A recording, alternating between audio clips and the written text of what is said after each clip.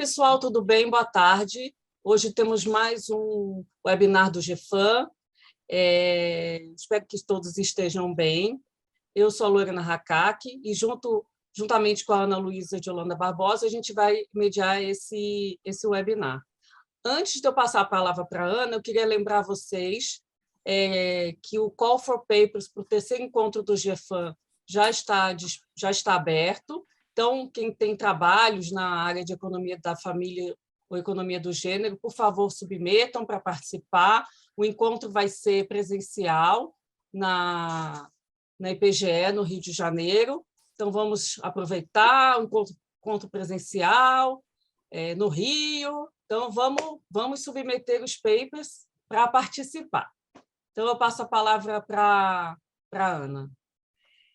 Bem-vinda, Ana Abras. Hoje nossa apresentadora vai ser a Ana Abras. Ela vai apresentar o paper Same Old, Fintechs, Digital Banks and the Gender Wage Gap in Finance in Brazil. A Ana, vou apresentar agora a Ana, né? Ela tem um PhD em Economia pela Universidade de Maryland, College Park. We can present in English or? Yeah. Whatever you want, whatever you feel like doing. Tem foreigners? Well, okay. So far, yeah. So okay, like today we are pleased to welcome Ana Abras, and who will present the paper Same Old, Fintechs, Digital Banks and the Gender Wage Gap in Finance in Brazil. Ana Abras holds a PhD in economics from the University of Maryland, College Park. She's a tenured professor at Federal University of ABC, or Universidade Federal do ABC. Her research interests include gender inequality in the labor market and the economics of banking. She is currently a visiting scholar at the Program for Gender Analysis in Economics at American University, Washington, D.C. Ana, thank you very much for being here today, and the floor is yours. Thank you so much, Lorena, Ana, and GeFam guys, for the opportunity to present here. This is fairly new. We start, my co-author is here, Camila. We started this in January. And I present this once, so feel free to ask questions, interrupt. It's really a work in progress. This paper is co-authored with Camila Campos, Bruno Rocha, and Antonio Calus. We are spread all over at the moment. If there is something that is a persistent feature and a salient feature in economic data, is a gender gap. We have gender gaps in labor force participation, in wages, in access to credit, in opportunity to enterprise. Of course, it's not all bad news. This is a good news, bad news kind of story. In Brazil, the female participation in jobs in finance and insurance has increased since 1995, 11.7 percentage points. And in real estate, which, jointly they formed the FIRE sector, it has increased 7 percentage points in this period. This is substantial, and it's larger than in developed economies, but in line with the evidence that a service-based economy seems favorable to women.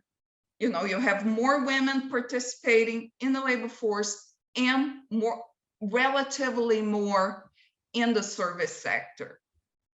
We're going to study the emerging area of financial technology companies and digital banks in Brazil and how they employ women. I'm going to define later fintech lending and the companies that we, how we select the sample. Our working hypothesis that fintechs, they're newcomers, and they are going to challenge financial institutions that are already established. Since they are newcomers, they are also a channel to break workplace stereotype, and they seem at least to state a concern about gender gaps, different outcomes for men and women in the labor market. For instance, Nubank, probably the most successful fintech in Latin America, pledged to increase the share of women in management to 15%, until 2027. It's the, thing going on, Silicon Valley, and, in Latin America, we try to move fast and break things as well. And we're gonna assess here to what extent fintechs are successful in implementing what is de facto gender inclusive pay practice. The direction here is not obvious. I mean, do women make relatively more in a new company that has a high technological content compared to incumbents? There's more than one thing at play here, because tech company, they work as group-oriented, high-performance work groups, and that seems to be favorable to women. The evidence converts to the idea that women like collaborating, they enjoy group work, they respond better to group incentives. But then there's the other side of it, that is, this is a sector with long work hours, kind of a male, a bro culture, and it's maybe not compatible with gender division of work in the household, not compatible with career progression for women. There are a couple of more reasons to study the topic. It might be the banks, especially in the last few years, they start to show some concern about corporate social responsibility. And there's obviously a profit component to it. Corporate social responsibility helps to, bring loyalty to the brand and establish a long relationship between the client and the firm, and banks profit from relationship lending. So in principle, having this sort of concern is also compatible with being profit maximizing. In principle, they shouldn't contradict. There's also evidence that for performance is related to diversity, that diversity leads to better allocation of talent, higher productivity. Also, there's some international evidence that inter-firm inequality matters.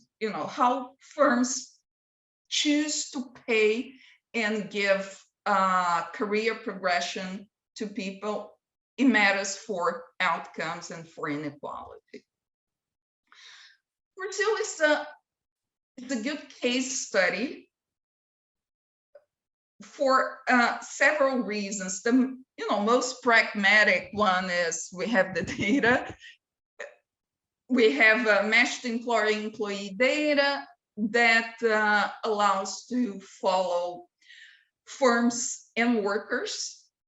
We also have a financial market that is sophisticated. since the 80s, being concerned about making fast transactions, reliable transactions, is part of the financial system in Brazil because of a history of hyperinflation. So the financial markets here, they've been sophisticated for a while.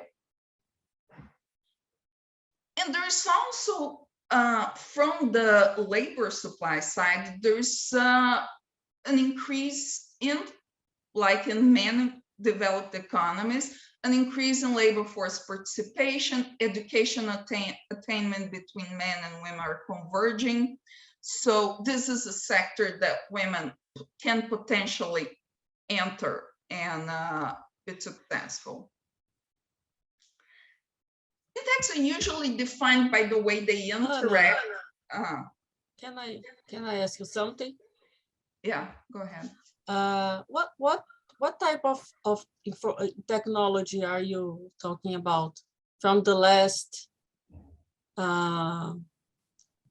page you presented?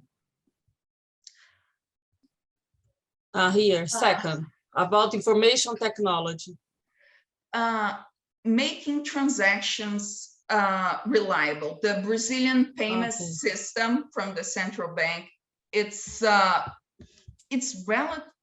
was developed relatively early and well done compared to other developing countries, because we had the concern that when you had hyperinflation, people had to invest their money immediately. They had to put money on overnight bonds. We were already kind of avant-garde before people were doing fintech. But narrowing down the concept, fintechs should be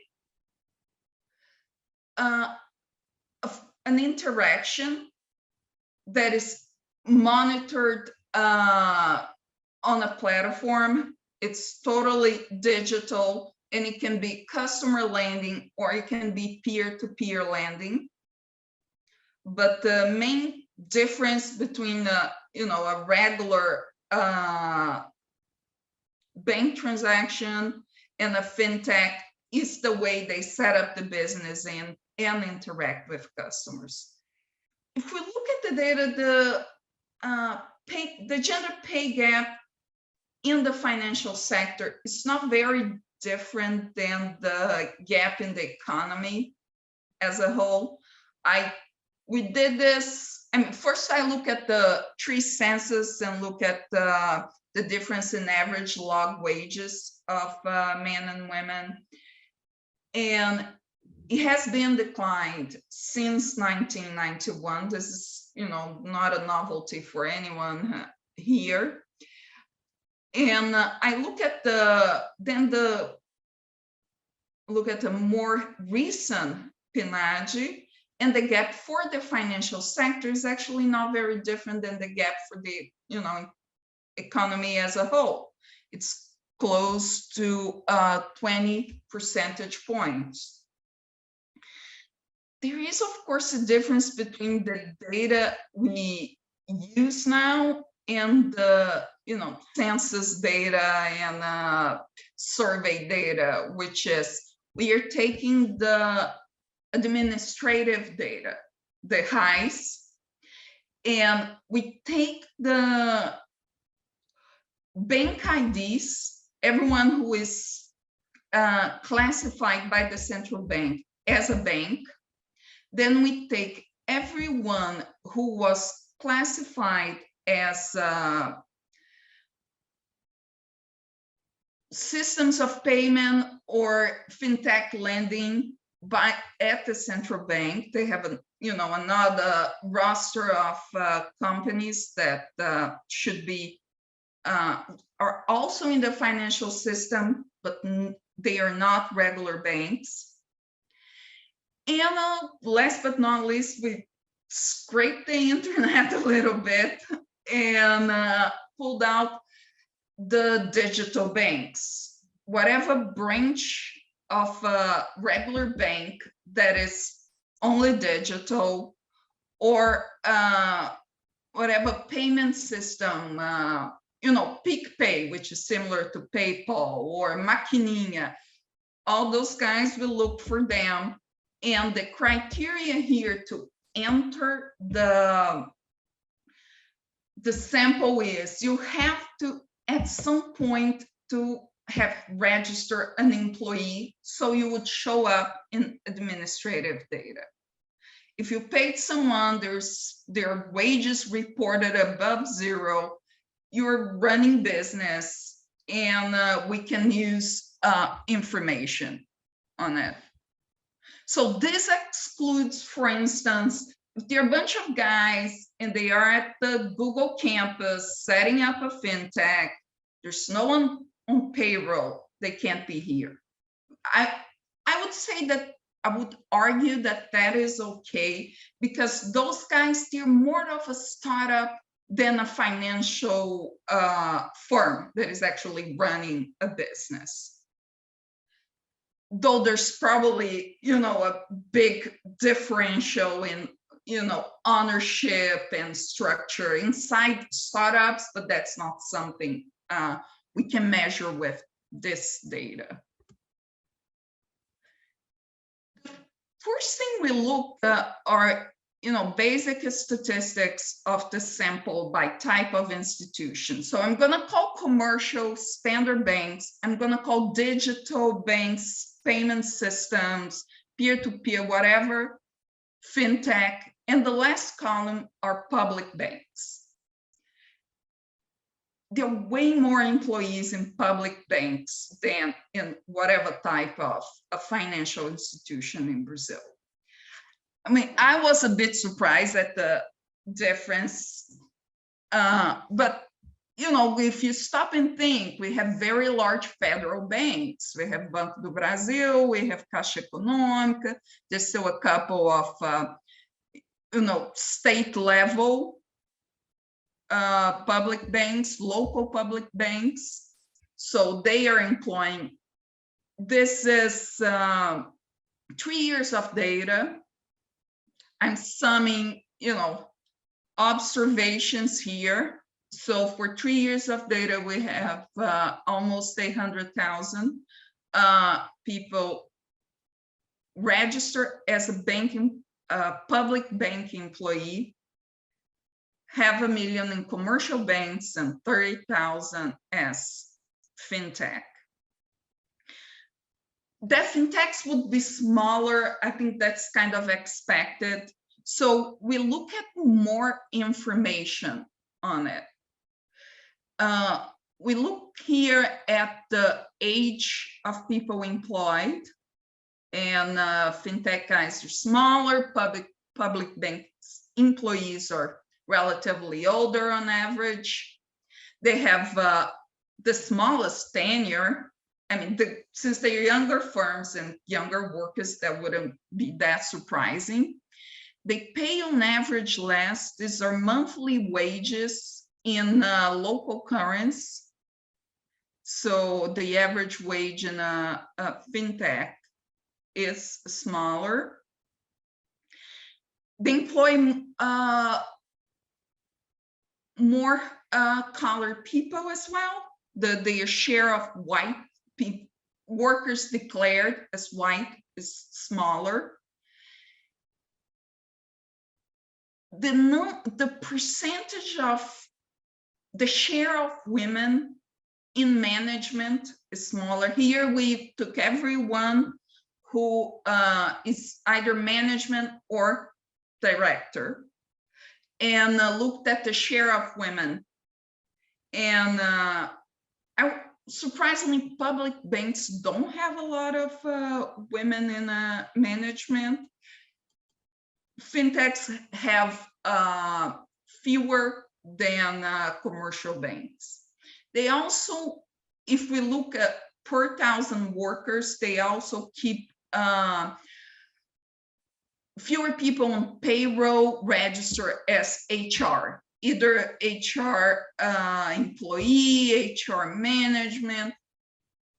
So that was also kind of expected since they don't need a lot of structure. But the point that we call attention to here is that if you look at the wage ratio, female to male, commercial and public banks, they have very similar wage ratio, and fintechs have a lower one. And that is despite the fact that people hired at public banks, they were hired with a civil servant exam. I mean, federal employees, they are hired in a process that is supposedly, involved a lot of meritocracy and objective exams, and still doesn't seem like it, after people enter the career, women do as well as men do. So we're going to probe a little more into this data. Here we have 84 private banks, 10 public banks, and 80 fintechs of whatever nature, business nature they have. And we look at, before getting to a regular regression exercise, we look at the wage distribution, look at percentiles for the wage distribution of men and women. And this kind of picture, this is not very different than the evidence you would find for other sectors, maybe other countries, which is the gap at the lower levels of pay is smaller and gaps at the top of the wage distribution are higher. But the interesting thing here is that if you look at the gap for fintechs, they are high across the board. They don't look like the gap for commercial banks. High paid and low paid men and women are systematically different. Public banks look a little more like commercial banks in terms of the distribution. In terms of I think another point that is relevant to look here is an occupational distribution. Given the level of segregation in industries and in occupations in the labor market in Brazil, we probed a little bit as well on what is the occupation distribution. And here we gathered occupations that less standard way, because we put hard science professionals separate from social science professionals, because when I started presenting this, the gut reaction people have was, the fintechs are mostly men, they're mostly engineers. That's probably why you're gonna find a gap. And it's not exactly like that they operate. A lot of, 30% of men or women, here the column sums to 100%, men and women, and 30% in each group is in what we call a social science profession: economist, accountant, business degree, psychologist. These are clerk bookkeeping people. These are customer service people. These are high school technicians. Then I separate service and sales people. And we can see that they don't actually employ a lot of hard science professionals. They employ a lot of the social science one and management, and people who, do the grunt, the actual work, clerk, customer service, and technical people. Women are underrepresented in the hard science occupations, but they don't seem to be too underrepresented in social sciences. If we compare, Anna, yeah. Anna, I have a question. I'm not on these two first columns means the occupation are related to the fintechs. What is the relation? I'm not following. Oh, these are only fintech firms. I took the male and female workers and look at their distribution. And then this is in comparison to private banks. For instance, private banks, they proportionally don't employ a lot of engineers. That should be expected. It's, you know, their line of business that they employ a lot of bookkeeping and management. But the way women and men are distributed across the occupations already, you know, shows a bit of why women would make less, because they are not in, you know, they're not mostly in management. They you know, occupy part of the, you know, bookkeeping and high school level work. Can I see the table 5? Just okay. Okay. Perfect. So here it gives us an idea of what they're doing inside the firm. It's a very, you know, general idea, but it's a grasp of, you know, what's going on inside. The next thing we're going to do is just start with a standard wage equation, log of hourly wages, and then we're going to increase the number of controls. We're going to start with the, you know, very basic: gender, age squared, race, dummies for educational attainment, a dummy for fintech, and a dummy for public banks, state dummies, time dummies, and from that specification, we're going to start adding on more controls. This here, we do interactions of gender and type of financial institution. And the relevant part here is look at the gender gap in fintechs, then in commercial banks, and see the difference in the estimated coefficients. We start with the simplest, then we add occupation dummies. These are 2-digit occupation dummies and tenure at the establishment. From that, we move on to adding some firm level controls. See, this is not a, you know, wild attempt at, you know, an identification strategy. So far, it's, you know, a wage regression that we add controls. Here, if you keep putting firm level controls, here we consider dummies for age, dummies for size, share of female in a management or director position, share of workers in human resources.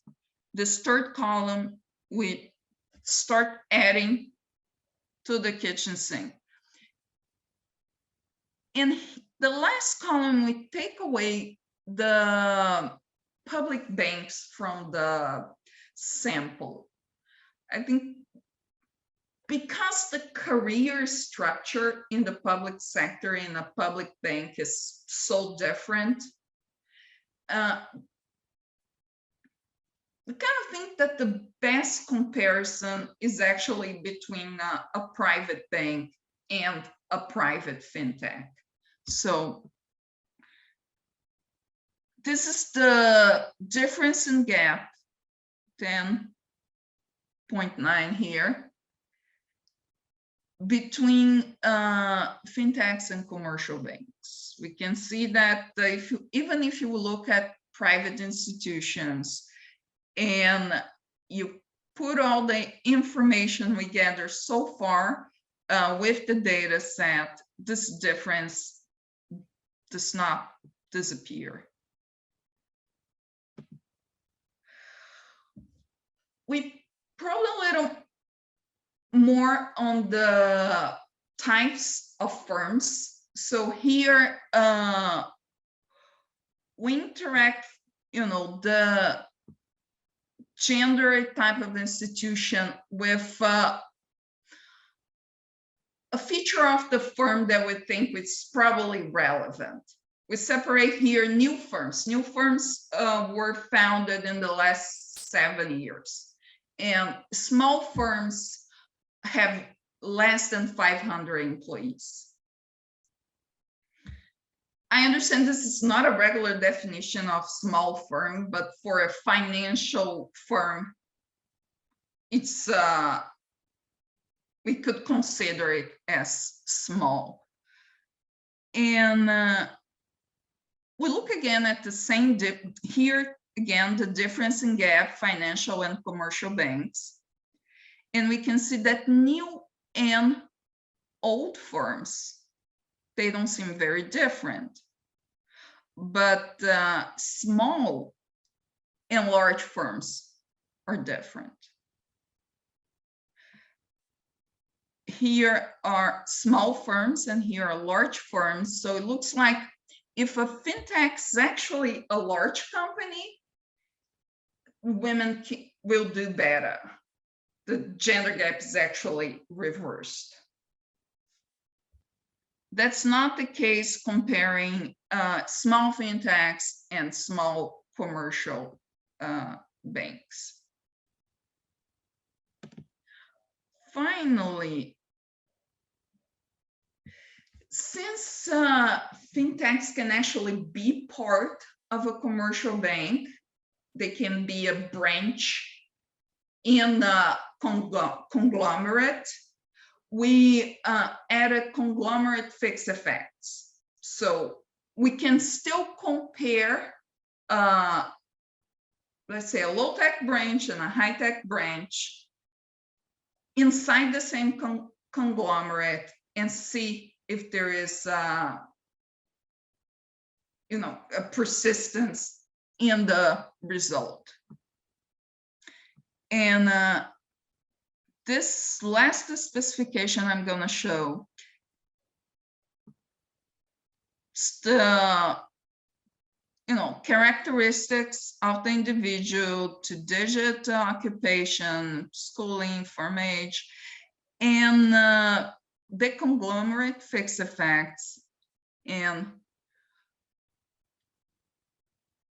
this column, I didn't put firm level controls. This one we did. It makes almost no difference. Maybe because these characteristics, they're not a very refined control of firm structure. They're just an idea of how firms function. But we still get a higher gap in pay in fintechs. What do we think is going on here? I mean, our first reaction to this result was that, well, if you're a small firm and you're doing something relatively new and you don't need a lot of structure, you have a lot of latitude, you have a lot of leeway on how you employ women and how much you pay them. as the firm gets older and it, you start having to put HR people when you have to follow compliance, and there are several levels of even inside the same occupation, there's several levels that the person can climb up. Then it becomes harder to do any sort of blatant differentiation between men and women. Right now, we are looking at how this kind of evidence compares to the literature on discrimination in the labor market. And we're trying to see where we fit in. Our impression is that this is in the realm of personnel economics. It has to do with how firms are designed and run, and how much leeway you have to discriminate women in this process.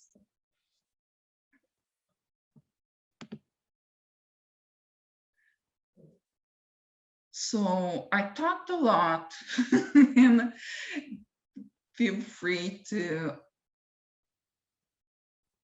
ask anything now. Camila, is there something, are you there? Is there something you want to add? I'm gonna conclude by saying that can I ask you something about the not the last one, I think it's page 20, 21. No, maybe it's 22. Yes. I didn't understand actually. I was thinking, what is this category 0 and 1? It's missed this. One, it's the characteristic we are considering here. One is a new firm. And in this column, the comparison is small and large firms. One is the small firm. So these are differences in new firms, and these are differences in old firms. And the same here. Okay. I mean, we try to crunch everything in one table. Maybe it's not so. New firms is higher than older firms, the difference in gap? Yeah. The second new firms and smaller firms have a higher differential, which, suggests that the less structure the firm has, more leeway for making hiring and pay choices. And the difference is the smaller the firm, and the newer the firm, the higher the gap. Okay. Okay. Okay.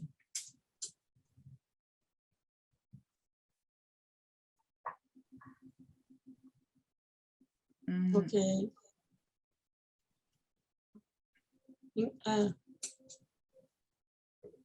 Interesting.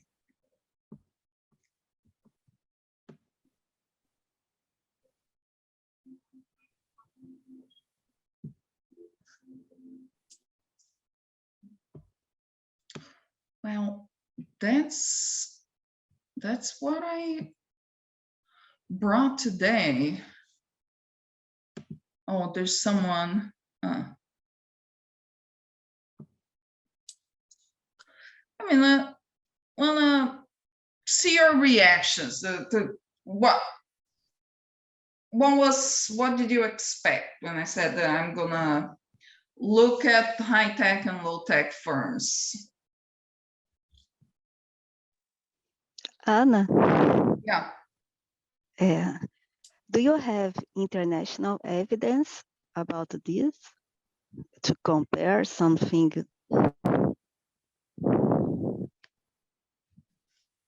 I have international. I haven't found international evidence yet. We have, evidence that for the financial sector, that there is a gap, and actually banks do better when the gap's smaller and then when there are more women on the board and in management position. We have this kind of literature, but we haven't found yet for comparison of fintechs and commercial banks. And do you think because with can I speak in Portuguese? Sorry. No? Yes. Não pode? Então, deixa eu fazer uma pergunta. Eu sei que vocês estão no início, né? Uma coisa que eu pensei é, será que ao longo da distribuição isso muda muito? Porque eu fico imaginando, a fintech deve estar contratando mais jovens, né? Claramente é isso que aparece aí nos dados, nas estatísticas descritivas. E aí os mais jovens, eu imagino que devam estar lá no início da carreira. Aí será que o diferencial entre homens e mulheres é menor exatamente assim, no início da carreira eles ganham menos? Aí me parece que tem mais o diferencial talvez seja maior mais para o fim, né, da distribuição de renda, e talvez seja menor entre homens e mulheres lá no início. Aí eu não sei, é um desdobramento, vocês estão pensando em fazer alguma coisa ao longo da distribuição? Eu acho que esse é um ponto importante. Nós não terminamos assim de olhar os dados, mas eu acho que é um ponto importante olhar para a carreira, por exemplo, saber a quantos tem não o tenure no estabelecimento, mas o tenure na profissão. Há quantos anos a pessoa está na profissão, no mercado financeiro? Sim. Isso daí isso daí vai mostrar experiência, vai mostrar interrupção de carreira.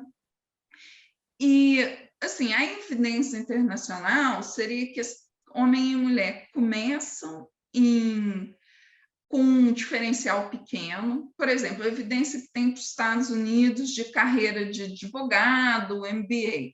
O diferencial é pequeno quando você sai da pós ou da graduação, e o diferencial vai aumentando ao longo da carreira.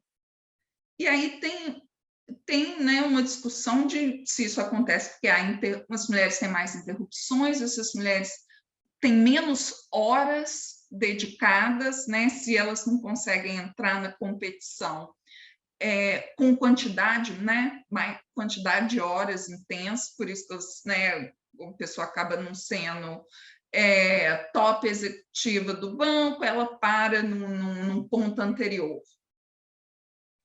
Então, isso daí é a informação que a gente vai olhar. Agora, a fintech, a minha impressão é que elas pegam um pessoal diferente, né, pelo próprio perfil da mão de obra. Tem muita gente que, assim, não terminou ainda a faculdade, ou talvez nem vá terminar. Isso. Então, isso que eu ia comentar. Eu tenho alunos de graduação que trabalham em fintech. É um pessoal mais jovem, né, menos qualificado. Quer dizer, menos qualificado comparativamente aos que estão, talvez, no banco comercial ou no público, né? Uhum. Eu acho que isso daí... Assim, eu achei estranho que a diferença média da idade ela não é tão grande assim, né? Que tem um problema, que é uma lebre, que eu geralmente não gosto de levantar, que pode ser que, por exemplo, seu aluno esteja pejotizado.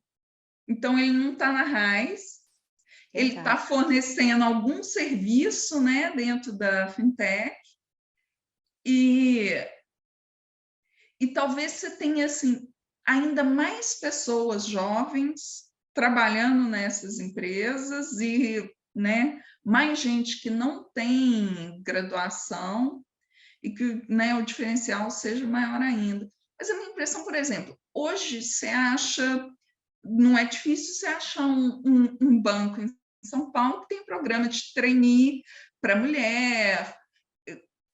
Agora, 15 anos atrás, a pessoa que fazia carreira no banco era um tipo, principalmente num banco grande comercial, era um tipo bem limitado, né? Não era... E talvez as fintechs, elas estejam, né, elas vendam essa história, assim, da inclusão, porque elas, né, começam a contratar tomando, né, uma base muito maior. Desculpa perguntar, Ana, não sei se eu não percebi, mas vocês controlam, por exemplo, se as pessoas já trabalham 40 horas por semana? Não, eu não controlei por horas. Então, porque isso talvez seja interessante controlar por horas. E um outro controle também, como você tem o dado dos funcionários, das pessoas, olhar se teve pelo menos uma interrupção, por exemplo, um afastamento por uma licença. Uhum. Porque aí isso também pode, talvez, afetar, não sei. Uhum. Outra coisa também que talvez vocês possam fazer um exercício é olhar... são pessoas mais novas, mas olhar o salário no primeiro emprego. O salário é por hora. O salário é por Ah, hora. tá. A gente teve que, né, fazer por hora, porque tem um negócio que no banco público você tem uma limitação de horas, né? Mas se você fizer salário mensal, não dá muito diferente, não. Não, estou falando assim, olhar o salário, quando o primeiro emprego, diferença de salário, por exemplo, o tempo, como é que é? Porque eu fiz uma vez um exercício desse, estou tentando lembrar, que é tentar observar a diferença do salário do primeiro emprego entre por exemplo, entre esses funcionários de fintech, se você já tem alguma diferença no salário inicial do primeiro emprego. Seria uma ideia assim, de capturar o tipo, né, de trabalhador, porque se já no primeiro emprego tem alguma, pode estar ali, né, uma característica não observável. Legal. Porque aí porque também tem aquela coisa, né, você já começa ganhando menos, ou alguma coisa que você não observou, por que começa com aquela diferença? Poderia ser, sim. Tá, a gente tem que voltar bem para trás na raiz agora, porque vai ter muita gente que a carreira é longa, né? Então... Sim, também a gente pode pôr um limite, assim, né? Não precisa ser o primeiro, mas, sei lá, tentar controlar pelo ciclo de vida e um salário, sei lá, tantos anos atrás, alguma coisa assim, que também pode, né, pode ser alguma coisa que esteja... E, no fundo, é tentar capturar algum não observável, né? No fundo, é alguma coisa dessa natureza, né? Mas algum controle desse, mais alguma coisa de ciclo de vida, são cortes com certeza interessantes, né? Para serem pensados. Assim. Ana e Camila, muito legal, achei muito interessante esse tema. Uma dúvida, vocês controlam por experiência ou tem como controlar? Então, quantos anos no serviço, enfim, algo desse tipo? Agora a gente botou a experiência, o controle tempo no estabelecimento. Talvez o ideal seja o tempo na firma, né? Porque deve ter gente trocando o estabelecimento, ou então deve ter gente que está no setor financeiro há muitos anos e trocou de firma, né? Mas é algo, por enquanto, é no estabelecimento. Que eu acho que seria bem interessante verificar, né? Então, assim, homens e mulheres com a mesma experiência, entre aspas, né? Qual que é a diferença, né? E aí poderia até ver ao longo da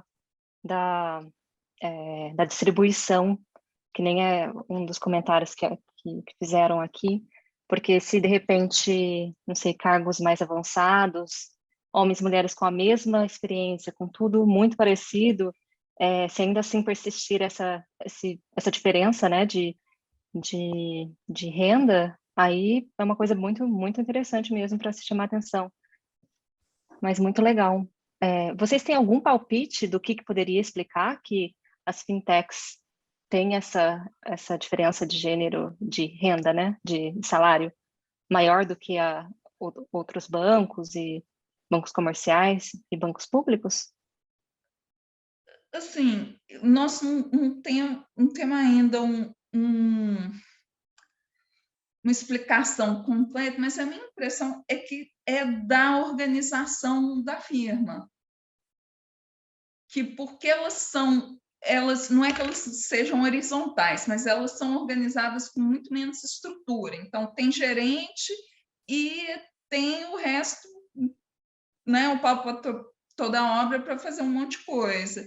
E essa falta de estrutura que permite você tomar decisões, por exemplo, de vocês dois fazem a mesma coisa, mas você ganha muito, seu contrato é muito diferente, você ganha diferente. Eu ia perguntar disso, assim, como é que é a estrutura, hierarquia, funções, divisão. Que eu acho que é uma coisa que, a hora que a gente olhar com mais detalhe, né, a gente pode quebrar a ocupação com mais detalhe, né? Se o sujeito já... Porque você pensa assim, o gerente de uma fintech, ele na verdade, ele pode ser qualquer coisa, né? Ele pode ser um engenheiro, pode ser economista, e ele ganha mais simplesmente porque na estrutura, o cara que está em cima decide, você é gerente, você não é. Sim, sim. Eu acho que é uma coisa que a gente, todos os, né, esses pontos, assim, eu, pelo menos, né, eu não tinha parado para pensar que essa estrutura, principalmente que a gente já chegou até a colocar na tabela, né, do tamanho do departamento de recursos humanos e etc., isso parece ser relevante, né? Poderia ir em qualquer direção, né? Você poderia imaginar que, por um lado, um departamento de recursos humanos pudesse já ter alguns vieses que ficam presos, por outro lado, ele também tem uma preocupação, tem toda uma estrutura em, de repente, deixar um gap menor, né? Um gender gap menor. E parece, assim, a gente ainda está entrando nesse universo, explorando, né? Mas parece que isso tem alguma coisa a ver, sim, né, Ana? A gente vem pensando, principalmente nos últimos dias, aí, nas últimas semanas, exatamente nesse ponto, de entender que a gente está achando cada vez mais que tem a ver, assim, com a organização.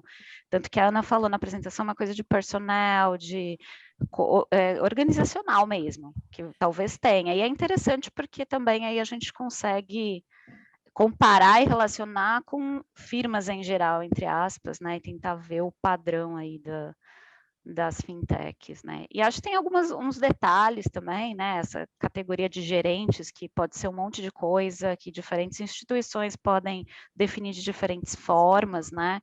É um pouco mais difícil de quebrar, porque você não tem toda essa riqueza, né, de informação, pelo menos para o universo de empregados. A gente poderia eventualmente, né, tentar ver um estudo de caso aí só para mostrar, né, um maior, um menor, que a gente conseguisse olhar com mais cuidado, assim. Mas acho que acho que a gente está indo por essa direção mesmo, né, achar alguma coisa organizacional, né, Ana? Acho que é isso, né, que a gente, neste momento, a gente está achando que vai ter alguma coisa por aí mesmo. No decorrer da apresentação, naquela tabela 4, 5, e aí você ficou mostrando, eu fiquei pensando muito, porque eu me defrontei hoje mais cedo com um gráfico mostra bem essa questão da segregação ocupacional. Aí agora a Camila falando, eu fiquei pensando de cargos de direção e gerência, né? Que, em geral, para determinados setores, você tem muita maior representatividade para os homens, construção, mineração, isso estou falando não só para fintech, né, para geral, e para setores de economia de cuidados, por exemplo, a representação das mulheres é muito alta. E aí agora eu estou pensando, será que, aí, não sei, como uma coisa muito nova, segregação organizacional, né? E aí correlacionar isso com gender wage gap, em vez de segregação ocupacional, né? Segregação organizacional, sei lá o que seja isso, né? Mas aí Camila falando aí me deu... Eu estava pensando, segregação ocupacional não é, né? Ou a gente, sei lá, eu estava tentando ver um U invertido ali do banco público, comercial, e o fintech ali estava ali. Aí eu pensei, será que é organizacional? Acho que tem alguma coisa entrelaçada com o que a Dani estava levantando, da questão dos jovens, mas com alguma coisa dessa mistura aí de multitarefas, né? De multitarefas com uma ocupação que é muito Exato, exato, atual. exato. Que é muito atual, que a gente, que a métrica ainda está meio que difícil, né, da gente... Que tem pouquíssimos bancos de dados vão ter exatamente o task e a questão de como essas tasks são distribuídas em termos de gênero, né? Acho que tem uma literatura que está começando a olhar para isso, né? Que já tem um viés em quais tasks que você distribui, né? Aí você distribui a mais desafiadora para o homem, menos para a mulher. E isso para a gente é não observável, né? Então vai sobrar mesmo, né? Até tem uma literatura aí, já meio que a mulher tem que acho que isso já caiu por terra, de que a mulher é muito mais habilidosa para fazer várias coisas ao mesmo tempo, e o homem não, isso aí já caiu por terra há muito tempo, né? Assim, até que sustentava essa coisa de normas sociais, que a mulher pode fazer tudo, afazeres domésticos e tal. Isso aí já isso só serve agora de desculpa mesmo. De desculpa. Sim. Vocês têm o cargo, né? Se a pessoa tem cargo de chefia ou não tem? Isso tem na rádio. Então, e se vocês tentassem medir quanto, por exemplo, por X números de funcionários, quantos cargos de chefia você tem em cada firma? E aí comparar para tentar montar se a organização das fintech tem mais ou menos cargos de chefia do que, por exemplo, as privadas, porque é uma forma de tentar mensurar um pouco isso. Sim, pegar o tamanho, por exemplo, acho que gerente, né? Gerente mais do que o... Exato, gerente, eu acho que, pelo menos a minha impressão, é que gerente em alguns bancos tem milhões de gerentes, né? Gerente é uma categoria que não é tão alta, né? Não é aquele, né? O conselho, a direção total. Então, dá para você ter ali um universo grande e variar, né? É uma categoria que dá para também olhar. Olhar o tamanho. Isso, daria para pegar o tamanho, né, a per capita aí de gerentes na instituição, né? Sim. Não, dá para fazer, a Arras tem bastante informação. Tem a questão, talvez, assim, no caso dessa diferença, se for pensar pela organização, acho que pode, talvez, olhar em cargos de chefia, né? A Natália está perguntando aqui se, em relação ao organizacional, se a contratação, né, tem um peso grande. Na verdade, foi a coisa mais estranha que a gente achou, que se você olhar nominalmente, a maior parte das pessoas no banco público estão registrados como escriturários. Né, um monte de gente entra na mesma categoria. E a pessoa vai mudando de tarefa, de cargo, não sei o quê,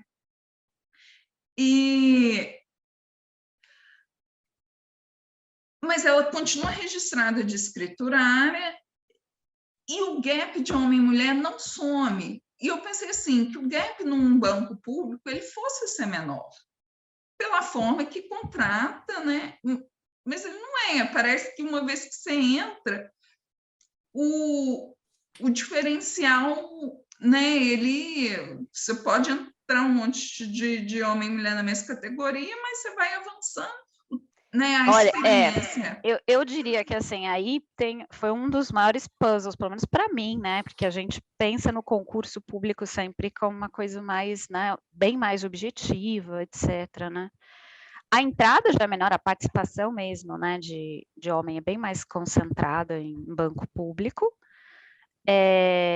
E tem essa questão do ao longo do ciclo da carreira, não que foi, a gente fez um gráfico, mas o diferencial aumenta, é impressionante, assim, eu imaginei, o que, na verdade, no banco público, na minha opinião, ele controla para um monte de coisa, né, porque é um concurso, não sei o quê, e o fato de você ter ao longo da carreira só chama atenção para o fato que provavelmente tem a ver com promoção, né, com o que a pessoa realmente, as oportunidades que são dadas podem ser distintas, né? Ou também o que, por exemplo, tem um paper da Dani, a Dani... Estava pensando nisso, a Dani Vaz. A Dani Vaz, que ela olha para... Eu acho que é da Unicamp, que ela olha os cargos da Unicamp. Ah, não, eu estava pensando do setor público, não, porque ela olha para o setor público. E aí ela vai ver que os cargos de chefia... Geral. Eu achei, acho que não sei por que era... Eu acho que é um geral. Tá.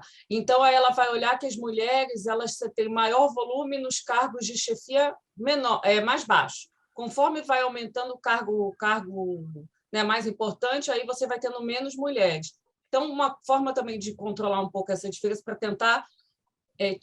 diminuir a diferença, por exemplo, você observa se a pessoa tirou licença maternidade, por exemplo, ao longo da carreira. Então, você pode controlar por isso. E aí ver se, mesmo assim, você tem menos mulheres, porque seria uma forma de tentar controlar. Mas, no caso dela, tem diferença, né, da Dani, no paper dela. Ela acha. Tem outra pergunta aqui. Eu acho que a Dani Caruso tinha colocado alguma coisa. Como que a fintech responde a RAIS? Isso aí é uma lebre. Como que as pessoas respondem a RAIS, né?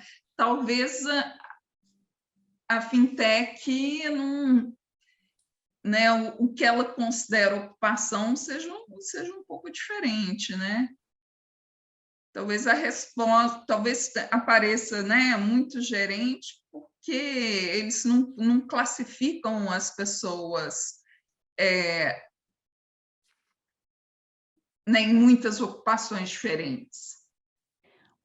Sim, não, é um erro de medida aí que teria, mas de qualquer forma, né, também mostra que a organização é diferente, entre aspas, né? Eu sei que puxar um pouco demais. Eu pensei nisso, Camila, quando você estava explicando sobre a organização, que talvez é como eles respondem a RAIS. Né? Mas também, assim, reflete, você pode não chamar de organização, mas também está refletindo que ali tem alguma coisa diferente também. Eles já não veem do mesmo jeito aquele cargo, né? Eles são obrigados a classificar, e aí ele tem que pôr em alguma categoria que está ali, né? Então, mas isso também, de uma forma ou de outra, reflete alguma coisa organizacional. Aqui a gente não tem as variáveis mais delimitadas de organização, tudo para controlar, mas seria um resíduo aí que a gente poderia, né, informalmente chamar de organizacional, né, na falta de informação. Assim. Mônica está falando que na Caixa a pessoa recebe promoções como gratificação. Acho que deve ser por isso que as pessoas aparecem de escriturário, mas o salário, né, é tão diferenciado, né? Eu não sei, tem para o Brasil um survey de organização da empresa? Porque tem... Para outros países, você tem.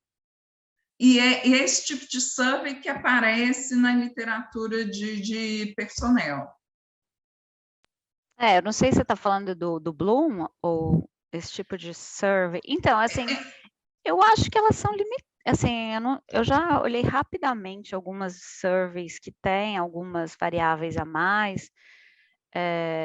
Não consegui me achar muito, assim, não tive esse tempo de ver. Eu sei que tem essas surveys, que esse é um grupo que faz, eles dividem, tem muita coisa mais de manufacturing do que de outras coisas, se eu não me engano, se eu não estou falando bobagem. Mas tem um grupo que é do Bloom, que faz, assim, para vários países, inclusive para o Brasil, e eles toda hora estão refazendo a survey. Vale a pena a gente dar uma olhada também. É um recurso aí para quem estiver ouvindo que eu acho que pode ser interessante. Eu já fiquei animada com essas surveys, aí já me desanimei, já animei de novo, porque eu acho que pode ser útil, mas é mais limitado do que a gente pensa. Não sei se pelas categorias que eles têm. E, enfim, é uma coisa que eu acho interessante. Pode olhar. Eu sei que essa survey desses caras tem para o Brasil. Eu não sei para quais setores que eles têm, e eles liberam os microdados se for para pesquisa, com pedido e tal. Acho que vale a pena a gente olhar, né? Acho que sim. Uhum. Tem até uma brasileira que está nessa turma aí, que chama Daniela, não vou ler, Skur, que ela faz parte também. A Joyce perguntando em uma combinação de salário, anos de estudo, cargo, talvez outra forma de organizar os dados seja coortes, né? Mas ver coortes de, né, gente que entrou no setor financeiro em uma determinada época. Vocês não perdem muita variável por conta da raça? Vocês não perdem muita informação, não? Porque tem muito missing. Eu acho que a gente perde mais com idade, experiência, do que com raça, mas eu vou dar uma olhada. Dá uma olhada. Porque a raça dessas coisas, assim, tem muita gente que o salário é zero, que a gente teve que jogar fora. Tem que jogar fora. E eu não sei, eu acho que esse cara fica aí, depois já foi mandado embora, ele fica aparecendo de novo, eu não sei o que é. Não sei, mas aí não dá para considerar. Mas eu acho que a variável raça não é bem completa. Assim, não é bem preenchida. Tá. Então, mas dá uma olhada, dá uma olhada. Raça e idade, eu acho que são os mais complicados. A idade também, você acha? A idade, quando o Antônio estava montando a base, que ele falou que idade faltava, dava muito missing. Ah, tá. Essa eu não lembro. Talvez porque, no final, não são tantas fintechs e elas não são tão grandes, né? Então, como elas reportam, talvez não seja tão parecido com, né, a média da RAIS. O missing delas fique diferente do... Pode ser. Olhar a dispersão dos missings das fintechs versus o resto. Sim, devo falar com gente que já usou, levanta cada lebre. Não, tem que ir fuçando os dados. Razão, você tem que fuçando. Não, mas o trabalho, nossa, é muito interessante, gente. Porque o resultado é contra-intuitivo, né? Se a gente pensaria o contrário. Então, alguma coisa explica essa diferença, né? Uhum. Alguma questão mais, gente? Ok. Então, gente, obrigada. Obrigada mais uma vez a Ana Abras. Obrigada pela apresentação, por todo mundo que acompanhou aqui o webinar. Lembrando que o próximo webinar daqui a 2 semanas, a gente vai ter a Laura Valadão, professora da USP, e ela vai apresentar um trabalho sobre John Stuart Mill e a causa feminista. Então, um trabalho bem interessante. Então, tchau, tchau, pessoal. Obrigada. Obrigada pela oportunidade. Ana. Obrigada. Muito bom, muito bom. Tchau, gente. Bom final de semana. Tchau, Gente. Tchau. Obrigada. Tchau. Tchau. Parabéns, Ana.